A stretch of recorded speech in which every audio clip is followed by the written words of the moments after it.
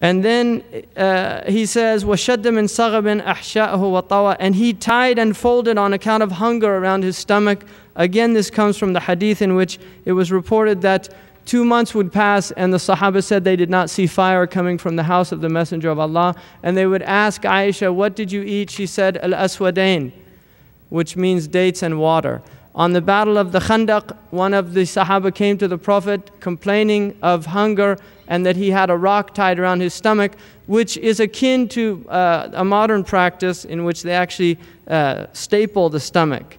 In order, people that have problems overeating, it's a way of getting rid of hunger pangs. And this is what the ancient Arabs, in fact, somebody could make probably a lot of money by creating a new diet practice of putting rocks around. You sell flat rocks. They sold pet rocks not that long ago. Somebody made millions of dollars. Convinced people to tie rocks around their stomach as a way of staving off their hunger pains. But the Messenger of Allah did that, and he showed the man that he had 2 rocks. In other words, he was even more hungry than that Sahabi. So our Messenger lived like the people that he taught and served, sallallahu alaihi wasallam.